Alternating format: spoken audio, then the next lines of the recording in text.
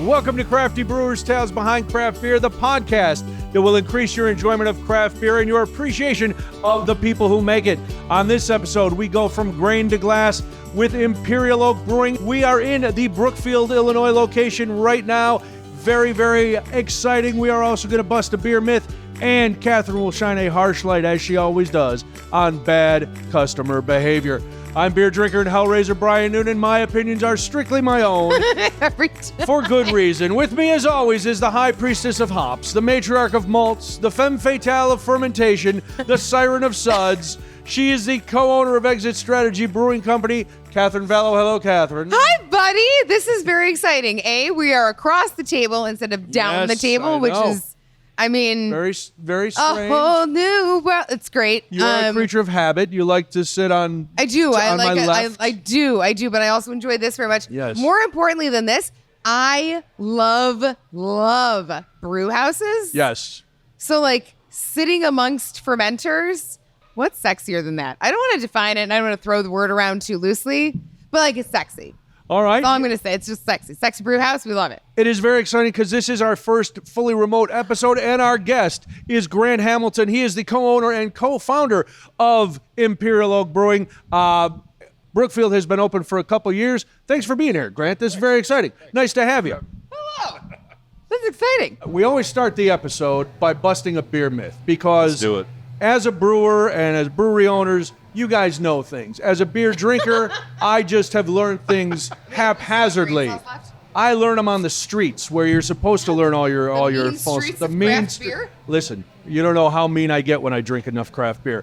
But this is today's myth that all craft beers should be aged to improve the flavor. Okay. This is our time to shine. Katherine always sounds like she's so mad that I even mentioned this any myth. I get Like mad you at made it up or something. Yeah, Come on. Like I'm out there preaching it, and she's like, First of all, I know that you are not on some kind of street corner on a milk crate telling people this. I understand that part. But so here's the thing about the myths, this Katherine is angry at the myths. Yeah, because I think what these myths do is they misinform the beer consumer to a point where they become these myths that people believe. That's why we bust them. It is exactly why we bust them. So today, this age it so it will taste better. Yeah. Right? False, 100% false. Grant said something that was unbelievable when we were off air, which was, if you have to hang on to something so long to make it taste that good, Yeah. you're doing it wrong. Well, the length of Some time. of If it. it's 3 years, that doesn't need to be done that way, right? We got to turn this over. Too, right? If you're sitting on some kind of ultra hoppy beer for a very long time, you're like, you know what I'm going to do? I'm going to cellar this. No, you're not. You could. You really want. Do you want to? Maybe you're not thirsty. I don't know why you would do that. Why would you do these things? Why would you do that? There are styles of beer that aren't going to age well, right, that are going to get really, really weird. And then there are styles of beer that are going to age very well. So we've talked about the barrel aging program. Yeah. When you're doing something when you are designing a beer specifically to be a higher gravity beer, right, and a higher ABV beer, and you're going to put that in a barrel and you're going to specifically and purposefully age it, cool. That's what it's designed to do. Yeah. But if you're like, you know what, I have this lager that I'm going to sit on for a solid 4 years. You don't. Why is the question? I have that's some not gonna make it 20-year-old taste- old style. Are you telling me that's not? First of all, better? not fresh. Secondly, not fresh. I think some of these myths were Unlike actually Cody. made by macro type drinkers, right? That does happen to those beers that are, not very strong, alcohol wise, and not very hoppy. Right. And so both of those things immediately lead to its quicker shelf life, failure. So if you have more of everything in a craft beer, except hops, I guess, hops will fade. Oh, God. Won't they ever? Aging it doesn't really, help it that much if you're talking about a macro beer. Well, let me follow up then, because we were talking about the Imperial Stouts and the barrel aged stouts. Sure. So obviously you age those, it's right in the name. Yeah. When they're done, when you bottle them or can them or tap them, that should be the prime thing. What do you say to people who are like, well, I picked up some of Imperial Oak's barrel-aged stouts, and I'm going to hold on to them for a year and a half. Is that... You can do that. They won't change that much. They may change a little bit. Like sometimes if it has cinnamon in it, the cinnamon will fade down a little bit, or maybe the vanilla pops up a little more, or maybe if it was like real fruity and tart with blackberries or something, that might kind of mellow in with the rest of the barrel character. But was exactly what I was thinking of with cinnamon was like, I'm going to hang on to this one that's like cinnamon and cocoa and vanilla and like a hot chocolatey one, and you're like, all right, lost all the cinnamon. You will lose different adjuncts over time too. But everybody's palate's different, so if it's too cinnamony for you, okay, put it on the shelf and let it sit, right? But as a rule of thumb, when you tap it, it's ready to go. For the most part, we don't say, buy this now and then age it. That's just hang on to it. No, we tap it when it's ready to drink for sure, or can it or whatever, One of the interesting things that you just brought up, which was, it's fascinating to think about, is the myths that are created by macro as opposed to micro. Right. And how we started in this country with our beer history and where those things came from, right? This idea, like you and I have busted a ton of myths about beer, and most of it can all be directly related to the giant beer producers in this country well prior to craft. Yeah. Right? And those drinkers too. So it's like the drinkers are making up the myths, not necessarily. It's not promoted by Budweiser as drink this right now or else it's going to be weird. Don't get it warm. It's going to be weird. No, somebody left their butt in a car overnight. Right, and exactly. Like, why is this it's weird? by bad experiences. Because it was in a car overnight in July. Yeah. So as a rule of thumb, anytime you buy a beer or go into your local brewery, which you should be always going into your local brewery, when you go into the local brewery and pick up something, it's ready to go. You don't need it. It doesn't need to age. Everything's been done to it to get it ready for you. Yeah. Oh, it's ready on the to go. Shelf, if it's on the shelf and you are buying it, then it is ready to go. If you choose to overstock yourself or not be thirsty or in some bizarre way take part in trendy sobriety, then that's on you for overstoring your beer. Grant, how long? If I come in and I have some Brookfield Lager here. If I were to buy a 4-pack of that, how long can theoretically it sit in my refrigerator if I'm not drinking it all at once? If it's in your refrigerator, you're going to be keeping it at its prime temperature and storage space. So I'd say at least 6 months before you start getting any change in flavor. Probably longer. Not that it would last that long. I used to have like growlers of beer that I would put in the back of my fridge and be like, oh, I forgot about that, and open it up like a year and a half later, and it was still totally fine. Hadn't gotten better, hadn't gotten worse. It was just like when I bought it. So again, is the aging really worth it? Not really. I don't know. Sometimes maybe. I think the aging thing is more so you have like a library of different things on a shelf. So when you have a party or friends that come over that like ooh and ah over, different beers, you can be like, I got this one when I was on my trip to Washington. I got this when I was in wherever, Belgium, something like that. Well, then one of the other cool things you can do with aging, and then we'll get back to things, and I apologize. You can do cool verticals when you age too. Sure. Right, you can try a yearly progression of things that you've collected and aged. But I think collecting styles versus I'm just going to hang on to this because I don't believe it's ready yet are two very different things, right? I guess that had to be started by someone. I guess I haven't really thought about this rabbit hole that we could go down, but like someone thinks aging beer longer than, the time it's given to you. The brewer. They don't. Maybe smarter. Maybe it has worked in the past for someone. I haven't had it work for me. But it ain't you, and that's fine. Like that's please. Let me reintroduce our guest. Grant Hamilton is the co-owner and co-founder of Imperial Oak Brewing. Their original location is in Willow Springs. We are in their second location in Brookfield, Illinois.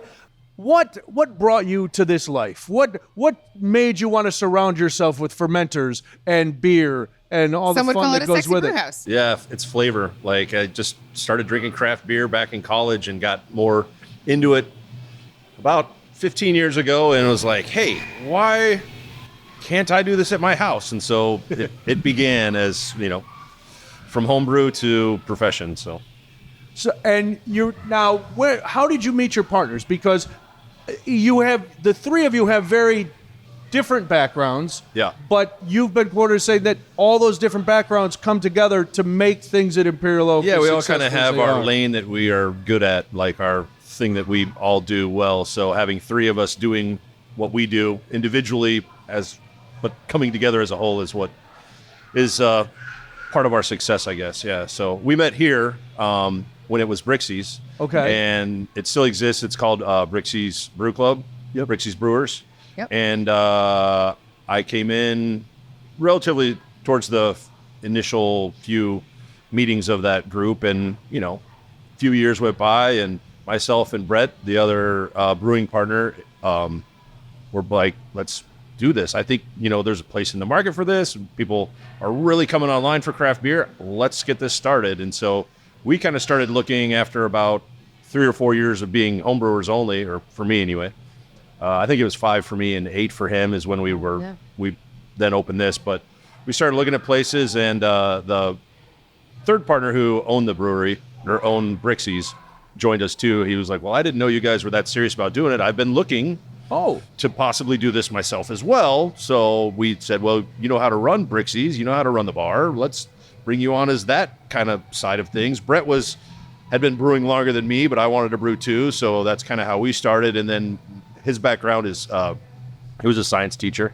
And so he's, totally nerdy on that stuff as far as that goes. So he knows in-depth science behind the beer. We love educators so much. Yeah. And then I was saying earlier, did video production for a few different places. I graduated from Iowa with an art degree. So I was doing video production at PBS, and then I came here to Chicago and did Comcast. And then it just eventually kind of went this way because it was more interesting. So it would seem, not that video production is not interesting, but beer seems a little more fun. Yeah, exactly. And I was doing both of them for a while. In your mouth parts as opposed to video consumable in your eye parts. In your eye parts? Right. So why was the decision, all three of you, to focus on barrel-aged stouts and imperial stouts? Yeah. And we'll talk about all the different things you have at Imperial Oak, because you do have beers for everybody. Oh, yeah. What made that the focus? Why those are the two beers styles? that I think really got both Brett and I excited about brewing, and the flavors and different things you could change with the barrel character and the different styles of beer you can use in barrels. It was just like this kind of extra, it was like kind of the farthest you can go in a way on making beer. Like, you already got the beer. Well, let's do one more thing and put it in a barrel. And just what comes out of it and the strength and everything. It was like, it's just, passionate about those flavors and really deciding that's what we want to keep our focus on. Not anyone else around here has a variety like that yet. So I think others have caught up. So, and it's kind of awesome. I wanted to get back to, because this is a term I hear a lot, and I'm sure there are a lot of other beer drinkers who aren't quite sure what it is, and it's one of your specialties. Okay. What makes a stout an imperial stout? Strength. Okay. Nearly only strength. So you can make it as dark as you want as a regular stout. So making it darker or lighter doesn't really change it. It just has to, I don't know what the BJCP line is on that. Probably around 9 or 10, I think, is what makes it imperial. So I think it goes like stout, and then export stout, which is a little bit stronger, and then imperial. Okay. But don't quote me. I haven't read the BJCP in a while. Who has? That is rough. Well, those people are out there. All the judges and things like that are into it, and I appreciate that they do it, but I'm not one of them. So if it's just strength, and again, for the uninitiated, how do you get the alcohol from a regular stout? Yeah. How do you increase that alcohol volume to get it right? More, so how do you get it more? More everything. So it's either more barley or whatever other kind of grain you're using, or sugars of some sort. Or is the easiest way to do it. You normally would have to use a yeast that is more tolerant to higher alcohol strength too. Some yeast don't like to live in the higher alcohol environment. So having something that is willing to take that much alcohol and then be able to devour it and keep going and not get tired, that's how you do it. And you also are known, and I know this is right up Katherine's alley. Katherine loves the Savage stuff. She the sours. She likes all sour and wild. Yeah. So what is the Savage Oak program? Because it seems like a big departure from the focus of imperial stouts and barrel aged stuff. But Cody, grab maybe my I'm purse. wrong. Maybe it's not. Well, it's more traditional. Just kidding. Don't steal ever. Old Belgian-y style doings of beer. So less strength from grain and darkness, and more just aging in we use wood foeder, so it's very similar to what Belgians would use for aging their beer back in the day. And of course, Can you explain what that is? Wood foeder? a foeder, it's like instead of a stainless tank like these, they're made of wood. Oh, okay. So you just age it in a larger wood vessel. So yeah. They're just cool, man. And so with that too, it's like, so wood is porous, so wood Yes. will let air in and out. Cody's family is here. Cody, it's very exciting. I love that you're indoctrinating your young children into the world of craft beer. That's true. Your son They only drink Imperials. said that this is the house that has drinks, and he wanted to come to the house that has drinks. Yeah, we got 'em. He likes houses with drinks. Sorry, my wife was just like, I'm just going to hold up my baby real fast. And just like, 'Cause they wanted to see what was going on. to see what's up. They definitely did. Yeah, I mean, yeah. I mean, Well, Listen, they know there's drinks in the house that has drinks. they did lights, cameras, wires. I mean, who could resist? I'm going to interrupt super fast. I am enjoying the milk stout, and I am obsessed. This is delicious. Yeah. Hit me with some of like what you've done to the process, the name, the whole. I mean, I know a milk stout, but like humans.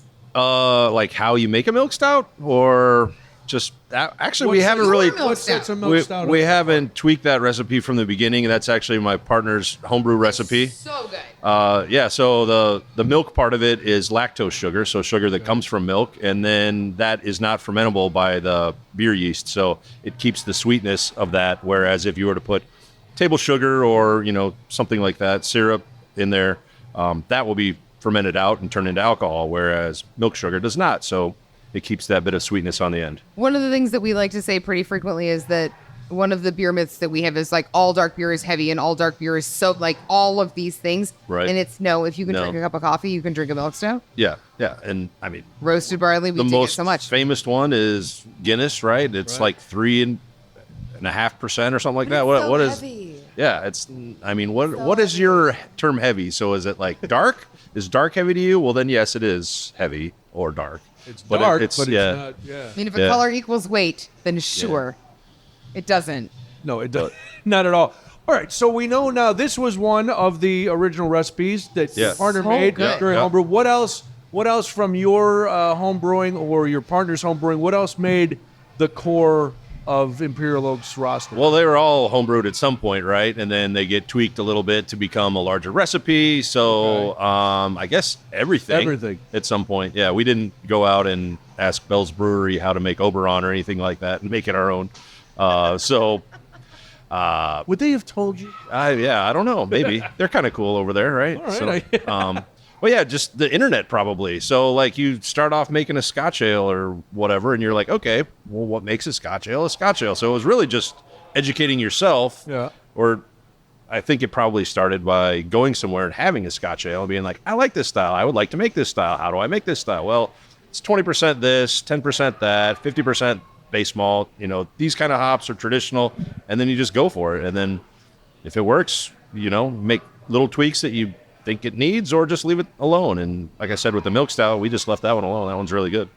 So in Willow Springs, you're a 7-barrel brew house. Yep. And that allows you to make a lot of smaller things.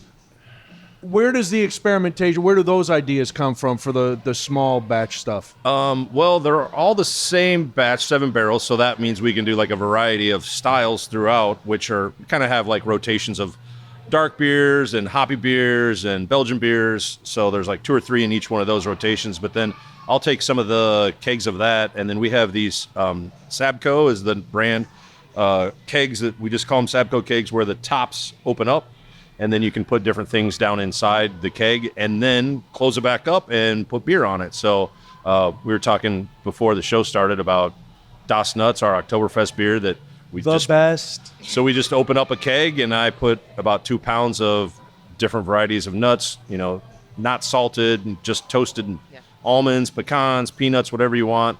So our recipe is 2 pounds per half barrel, so that's 2 pounds per 15-ish gallons.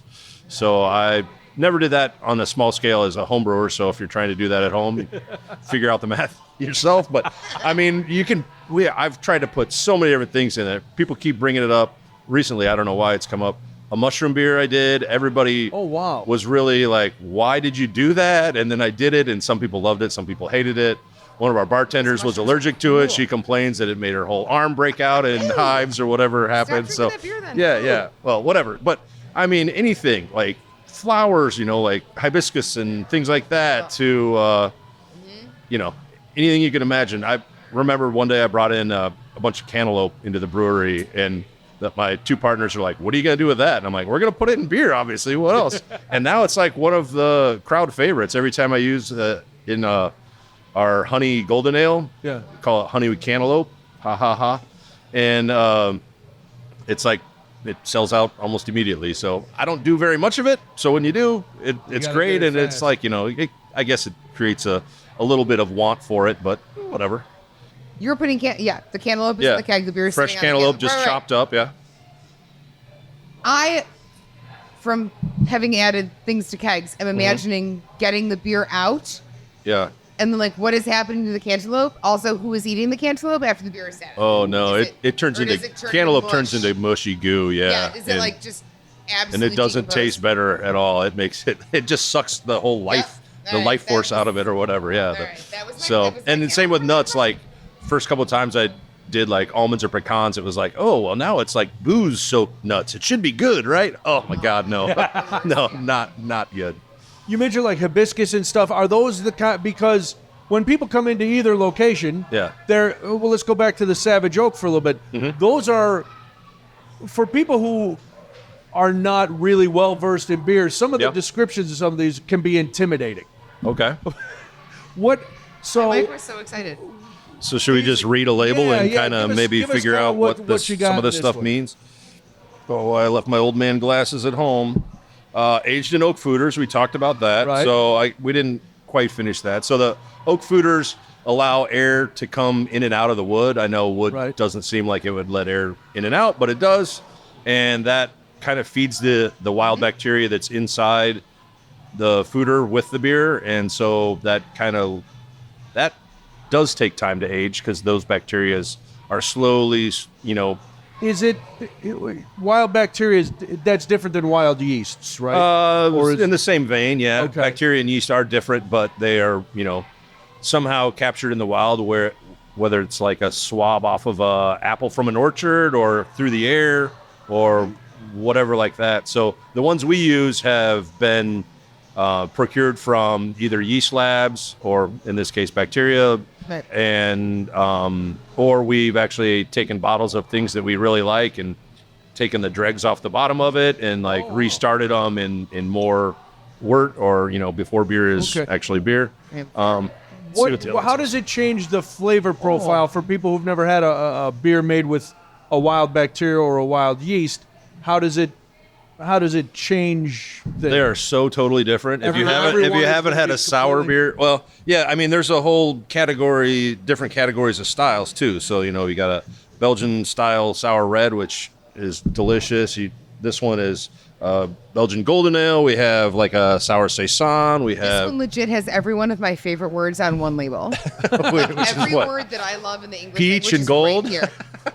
It has peach and gold and mixed fermented, and it's got Brettanomyces and lactobacillus and. So the lactobacillus and too freely, but the mixed fermentation is yeast and bacteria together, right? So that sounds there great. you go. But now I want to, because some people might hear this and go, "That's a little adventurous for me." It is. If you come into Imperial Oak, your selections, it's got to be a conscious decision. Who doesn't like an adventure? Come on, you got to try it. Well, you got to try it, but that's a nice thing. You come in, you can try it, or you can try a beautiful flight. Yeah. And that's the best way. Yeah, you can get the small pour of it, so you can find out right away. But if somebody comes in like, I really only like, there's lighter stuff, there's in between, there's all different styles. Yeah. You guys do have something for everybody. Yeah, that's the whole idea, and the idea that we have something for everybody, and then we have things that maybe aren't for you yet. So if we can get you to come in because you like IPAs, we usually have at least 2 or 3, maybe 4, sometimes 5 different kinds of IPAs on. You try it through our IPAs, and then you're like, okay, well, I don't think I've ever had a sour beer, or I don't know what a Belgian quad is, or something like that. Like, and then you kind of get you out of your comfort zone, and now you've had that adventure. So yeah. There's nothing better about the craft beer world, especially our market here in the Chicagoland area, than the educational aspect that comes with going into any single brewery. Because every single brewery that you go into wants to educate you. They want you to try things. They want you to branch out. They want you to like be adventurous and explore what they're doing there. And this is, don't be afraid to ask questions. That's the thing, and this is such we a love talking about great- beer. We're doing a podcast about it, for God's sake. Yeah, I mean, that's what we do now for a living? Yeah, living? Sure. Well, yeah, I guess. All right. Kind of half living? No, things in the industry are a little iffy right now. But you guys made a decision right before the pandemic to kind of change course a little bit. And you decided not to focus as much on distribution. You decided to focus on the taproom experience. And it seems, now having opened a second taproom, that was, in hindsight, the right decision. Mm-hmm. Right. How difficult a decision was that? What went into, because from a layman's point of view, people would go like, well, if people can buy your beer everywhere, isn't that better? But you guys went, no, it's better for you to come into our place and enjoy our beer in our tap rooms. Yeah. I guess it all depends on the way your brewery is started. Are you set up to be a distribution brewery, or are you set up to be a destination or location brewery? And from the beginning, we said we were going to be that location. And when we decided to go into distribution, it was just because, I don't know, we hadn't really tried it yet. Let's see what happens, kind of thing. But we dipped our toe in. We didn't dive in the deep end head first. Right. So we had like 4 or 5 different beers that were out in the market. We were putting some sour stuff out there because that was unique to the market that not a lot of other breweries were making. So that was all going pretty well. And like you said, pandemic came, and then our distributor was like, well, I can't sell these kegs anymore because nobody can go anywhere to drink this beer. And we're like, that's fine. We're going to, can more.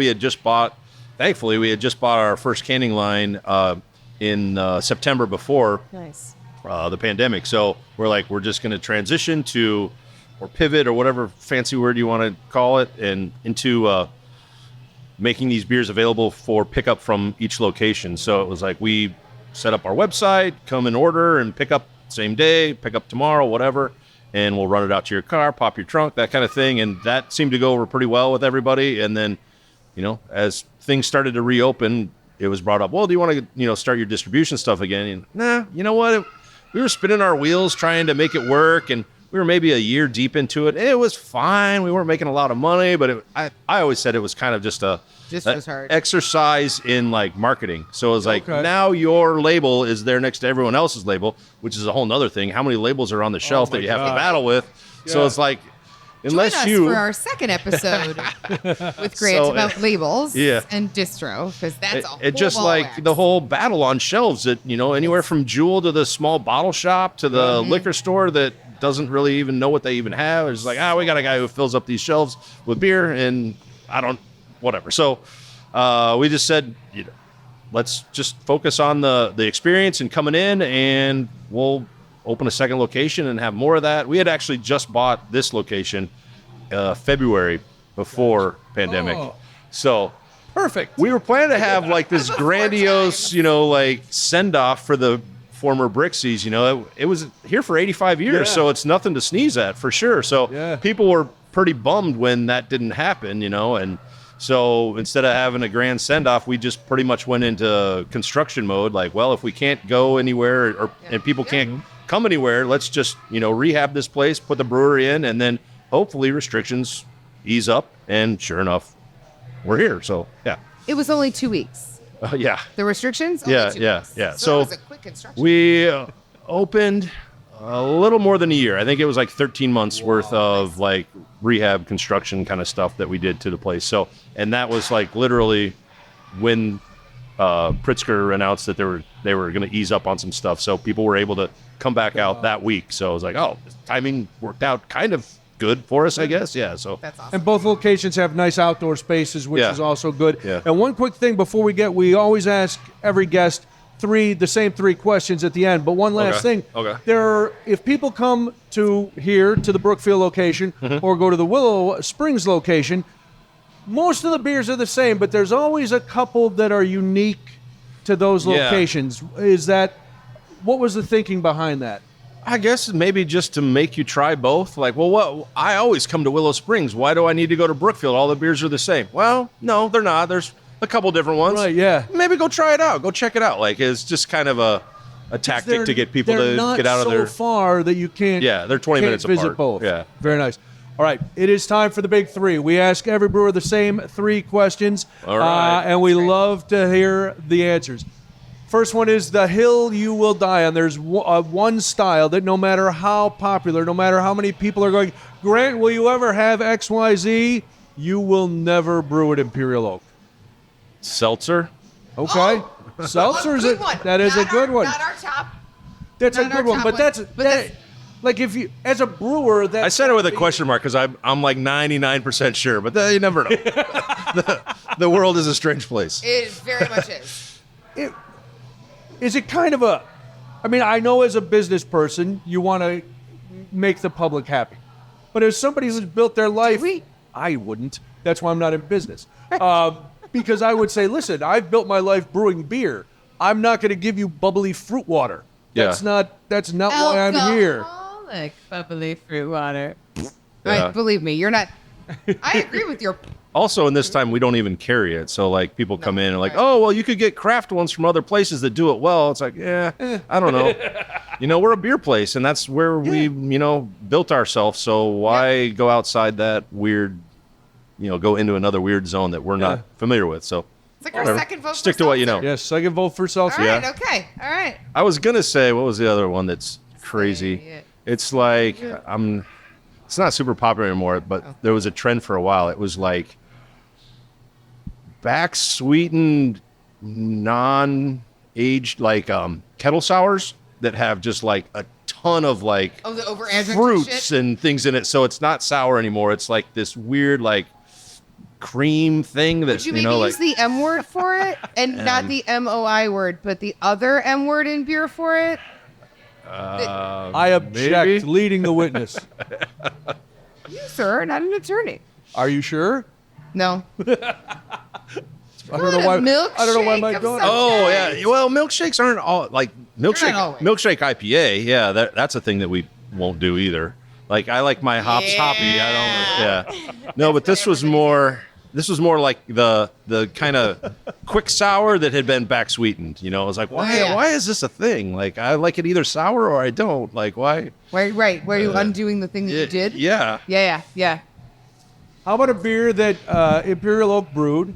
Might have been very successful, might not have been successful, but for whatever reason, you just won't do it again.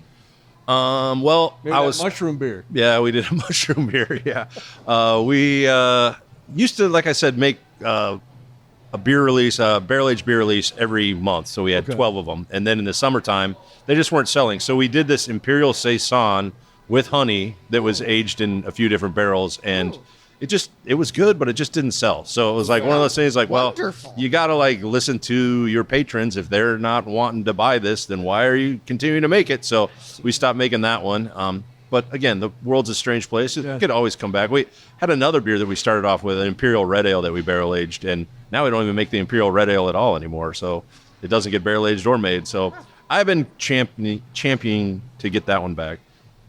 So That sounds good.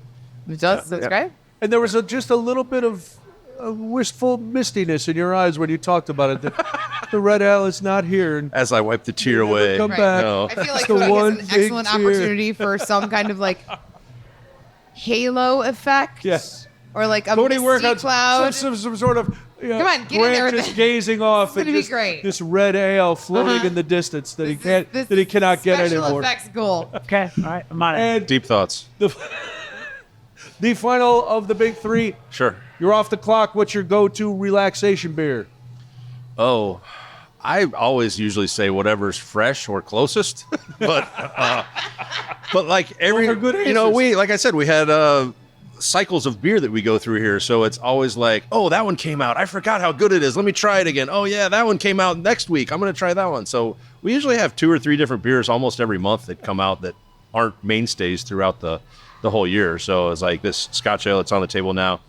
That's one that's it's still- once a year you get it, and then when it's gone, it's gone. And so when it comes back, you're like, oh yeah, you kind of have that craving for it. So That's how I feel about Dust Nuts. Yeah. I was telling it's I start looking forward to it as the summer starts to wane. I'm like, Yeah. woohoo, it's almost time. Yeah. It's almost time. But if there was I think another half of that question is, when you go somewhere else that isn't your brewery, Yes. what do you reach What do you for? like? It's usually a not hazy West Coast style IPA. So real clean, Yeah, real, bright Yeah. IPA with a nice hop punch, floral or fruity is fine, whatever. But Delicious. I don't like that extra floaty stuff in my beer when it starts tasting like grass and things like that. That's not for me. Extra People like it. stuff. When it turns on. So great. Well, I learned how to make beer not to be hazy. Why would I start doing it so hazy? That was such a mystery to me for a while. And then I had a Literally few. The exact words out of Chris's mouth. It's like, I know how to make it clear on Right. purpose. Yeah. Why am I clouding it up? Yeah. Tastes like grass. Well, it does. It has like a, herbal kind of greenery thing It's to it. real that- herbaceous. It's But like some, gardening. they're not all like that. But the first few I had is like, why would I do this? This Yeah, is real not green. the way Yeah. it's supposed to be. Yeah. Grant Hamilton Yeah. is the co-owner and co-founder of Imperial Oak Brewing. We are at the Brookfield location, which is 9526 Ogden Avenue in Brookfield, Illinois. In Willow Springs at 501 Willow Boulevard, Willow Springs, Illinois. ImperialOakBrewing.com is the website, at Imperial Oak Brewing, to follow them on all the socials. Grant, we always like to, Katherine likes to shine a harsh light. Okay. I mean, I guess it is just. You like to do it. I really do. You do. I'm sure for all the great customers that come into Imperial Oak in both locations, there are some duds. Let's be honest. Some people, not the best. So Katherine shines they're a harsh humans. light on bad customer behavior. I do. What do you got? So, hold, please. I just ran out of beer. It seems like it might be a long one. Yeah, go ahead. It's actually, honestly, What's it's not. on the it's like, What's on the flight, yeah, by the what's way? on the What do you have on the flight? And then we'll get into it because This is a roundabout. It's a hybrid IPA, which is, kind of a new thing that's happening. yeah. The next one is our Honey Golden Ale, which we recently started adding the enzyme that makes that nearly gluten-free. You can't say for sure that it's gluten-free, but it's highly gluten-reduced. Diet gluten? Okay. What the Sure. enzyme is? No. Just it makes it diet gluten. Oh, yeah. If Diet you're gluten. gluten intolerant, Sure, you can sure. have it, but if you're like, Gluten light. Got yeah, it. and then that's the Scotch Ale, I believe. Or no, that's the Cherry Ruby. That's this. Yeah, so you could try that one Right, next. right. And then Hello. this one is our Black IPA, which is getting towards the end of its Oh, wow, okay. life on tap here. It's know one of what? my Give it favorites, a go. man. Our This Dark feels- Water Black IPA That is feels great. the best. Very nice. In any case, Oh my God. yeah. Okay. It's like cherry pie, right? So good. That's a great one to go with any Ooh, that holiday is- meal. Yeah, that is nice. I mean, I just say cherry pie because to me it has like all Cherry pie's a of good the kind of like toastiness in the background, but that kind of tart cherryness at the same time. What do you got? All right, absolutely. So you definitely you get the characteristics of Brett. You get the funk on it. There's the cherry. You get some wood on it. It's tart. It is cherry pie like. I like that it's definitely more of the red tart cherry and not that black sweet cherry, which is like Right. goodbye to that cherry. Hello to this cherry. I like that you said it's got some funk on it. Yeah, the funk. That's Get the that wild. funk on that beer. That's the wild But bacteria. that's what you're looking for, right? The Like, wild. okay, so quick side note to beer talk, real fast, before we get into bad customers. Yes. When we're talking about funk Well, this one on a doesn't have beer- cherry in it, but anyway. I mean, but you still get a lot of cherry Yeah, from it. yeah. I do. That's for why we sure. added cherry to it. We're like, well, it's already leading in this direction anyway. Let's And have that's some the cherry. thing, but okay. So when you're talking about wilds and when you're talking about these very, very funky beers and you say it has funk on it, that can go a lot of different ways and none of those ways are bad. So when you use flavor descriptors and going back to like BJCP things, you can say things like funk and mean dirty socks or grass or tobacco. Horse or blanket, dirt that's my or favorite. Horse blanket. Like, there are these weird Why would you ever want to descriptors. drink horse blanket? But it's one of the descriptors. It's a descriptor on it. So when you say like, I get a little bit of blue cheese and dirty socks. Yeah. And people are like, oh my God. You're like, Yeah. no. That's what I want in this style. I don't want like smooth and velvety. I don't want those things. I want hay and I want, again, like a moldy cheese. You want those things. Those aren't Punchy. bad descriptors Yeah. at all. But it's something to think about when you taste beer and when you talk about it. Truly, truly, truly. I believe you. I don't think I will be alone when people hear this laughing at, oh no, we want our beer to taste like moldy Horse cheese blanket. and dirty socks and a horse 100%. blanket. That's, You know what? I You understand. bring me all that blue cheese in your beer. I understand that it's, Right. it's just funny. It is funny, but like if we think about wine descriptors too, sometimes it's the same. Like, oh, this tastes like tobacco mixed with a plate Yeah. of nothing, and you're like, what? All right, cool. And then That's like bourbon too. It's like a Absolutely. laundry basket on fire. You're like, what? Why would I want Where have to? you ever tasted a Right. laundry basket on fire? I and even once think ate that a that's piece the of thing. charred wood, and then I put it in a glass, and I mixed it with these are, but they're not. None of those are bad things. You're welcome, everyone. Really? If I wring out my sweaty T-shirt over Don't threaten a me cheese, with a good time. Are you going to put cheesecloth- some Britannomyces with it? Because I'll take So it. who? What? All right, science. We run a. Captain Science. You know I'm the femme fatale of What fermentation. is the bad cus- behavior? We're going to talk today about gift cards. Oh, yeah, they always fit. They do. They They do. You always can't do. return them. I mean, to be fair, okay, so a gift card is a wonderful thing, and everybody should just is give a a gift wonderful card thing. because you know what? You can't get mad at somebody, whatever. Here's the thing. There are ways to use it and ways to be a cool person using a gift card, and there's ways to be a dick using a gift card. Okay. Wow. Hot gift card take. Cody, our Don't Be a Gift Card Dick T-shirt, please design it. Here we go. Go ahead. So how can you be... What's the website? That's my job. It's What's the merch website? craftybrewspot.com. How can you be a dick using All a right, gift so here's card? what happened recently. Well, there's a number of different ways. The first is to bring it in. Let's say your gift card is for like $100. Let's say that would be fun. Let's say $100. $100. You got a $100 gift card, and you're going to come in, and you are going to buy one beer for $6. Uh-huh. So your change would be. $94 It sure would. on that gift card. And that's what makes you not a dick. Oh, they want $94 in cash? Hell Go yeah. pound sand, Right? Like, Agweed. there's a lot of people that do that. No, that doesn't happen. There's no Right, cash like, value on a you gift kidding me? card. Can I just have the Correct. cash back? You may not have 94. A, you're No. gonna break my drawer. Two, what? Let's leave out number one. Who's We don't asking need to this? judge- I've I got never to heard A. this A as is, a A is real number thing. one. So what kind of jackalope would Right. come in and say that? it's, please, so many, so often. So recently I was hit with this one, and because this will air after our other episode, so like, we know that my shop is closed. And You gave back too much change on gift cards? no, Oh, no. I got contacted via one of the messengers on our social media. I have Yeah. $100 gift card. What can I still get with it? To which I responded, I'm really sorry, you can't really get anything. Your gift card is null and void. How do I get my $100 back? You don't. You And missed then the I first explained part. I was like, but this was a gift card given to you by another human. So if you would like that $100, you should address the human who gave Yeah. you the Yeah. gift card.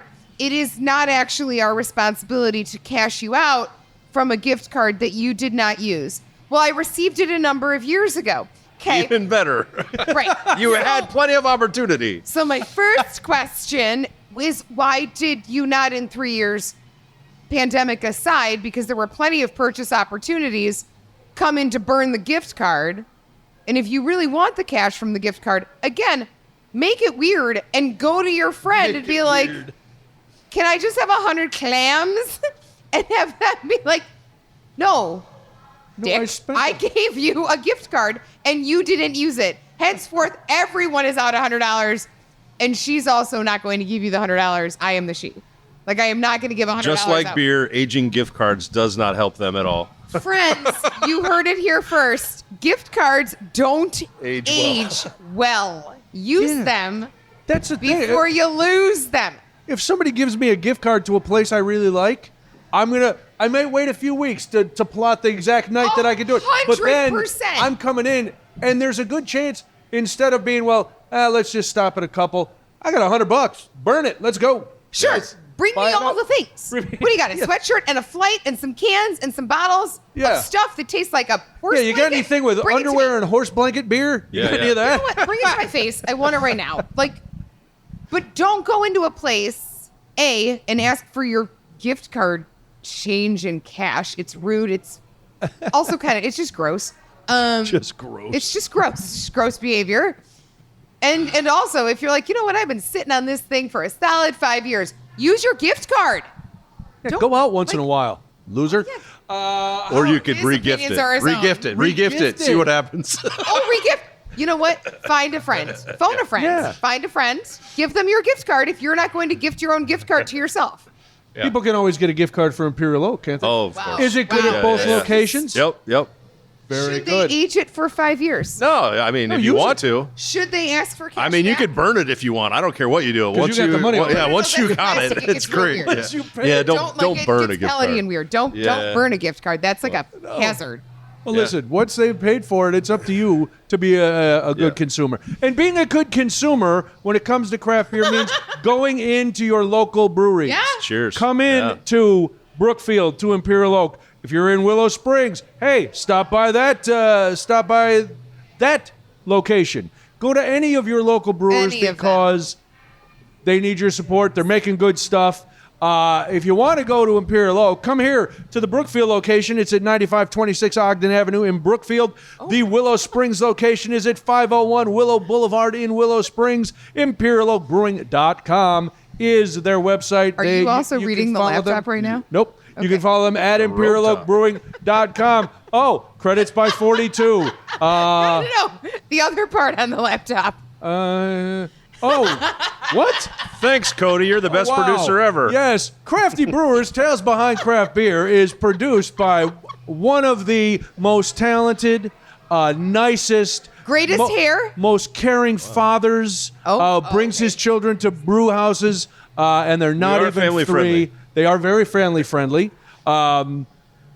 Cody Goff is the producer of this podcast. Some would and say the best producer ever. some Thank you for would. those kind words. I wouldn't have wouldn't. expected that in a million years. Really? Yeah. How'd you type them in that bold font? Don't know what you're talking about. All right, I don't either. You can read our blog, grab some merch, check out the episodes, and get in touch with us at our website. It's craftybrewerspod.com. Do you have a brewery that you'd like us to talk to? Are you a brewer who thought, boy, Grant looked like he had a good time. He didn't look tortured at all. No, it was good. Perhaps we would like to sit down and have a good time and talk to these guys. Or maybe you Just have maybe. a story of bad customer behavior or a myth you would like busted. Well, then you need to drop us a line. It's craftybrewerspod@gmail.com. Katherine, I am so bored with social media, but you love them. Yeah. It's pretty much the job. It's the entire job. So if you are on the socials, which everybody is, you should follow us in the 2 largest places that you possibly can. Instagram is just the one largest place. I'm working on that second one. So we are at crafty_brewers_pod at Instagram. You should also follow along, subscribe, like, share, all the things. Apple, Spotify, Google, YouTube. Other ones? Are those all of Stitcher. them? Is that one? We are not. Stitcher closed. Stitcher What? closed. Stitcher is closed. Yeah, I know. I've been in podcasting forever, and Dang. I'm getting used to not saying Stitcher So anymore. that's Stitcher not a now, thing. I will Forget say, SoundCloud. I we don't know do what else you got. consistently add merchandise to craftybrewerspod.com. So, sure do. And to Brian showing off the wonderful shirt, if you're watching on Spotify or YouTube, but I wrote down tonight only, just tonight. What? You can be a dick with a gift card. Maybe we'll have a design for that. That Just could- like beer, gift cards don't age well. Pretty good. You know what? I'm off tomorrow. That could 'Cause actually I'm off go for the rest on the of my gift life, card. So that's good. Yes, that would be on the gift card. Maybe we Use Like, can we use fake fresh, gift cards? right? could have gift Like how they No, put on but a can, fake like gift drink cards. fresh. You can't redeem use, them, but you use can fresh. get them. No, and one more, gift cards, the gift that keeps re-gifting. Oh yeah, there you go. I'm not That's mad. not bad. I'll get to work tomorrow. I'll get to work Check tomorrow. out. Yeah, well, there's plenty All of of time that. before the episode goes out. So you And we will give Grant credit for the just like beer, gift cards don't age well. oh yeah, Absolutely. yeah. 100%. We give credit where credit is due. It's true. For Crafty Brewers, Tales Behind Craft Beer, she's Katherine Vallow. He's Brian Noonan. Any final words? Don't be the 5th non-blonde. You already did that You one. did that one already. I did. I love that one so much. That was on. There was that only was one on the on mine. Fobab All episode. right. No, was it? Was it? I think that. I don't or watch that or till the one very. I before. watch most of the meat, so Cody can tell me that I've done a good you job. gotta watch and then till the very okay. end. sometimes The end's I- one of the best parts. because we fall apart like a bunch of Yes, it's amazing. crepe It's paper. at the end of every butterflies? episode. All right, you want to try again? No, I'm gonna gonna stay stick with with it. the same I'm not gonna words? stick with it. Hang on. I just need like a minute. Oh my God! Don't be the extra lactose in a milkshake IPA. Or yeah, close. You're welcome. Yeah.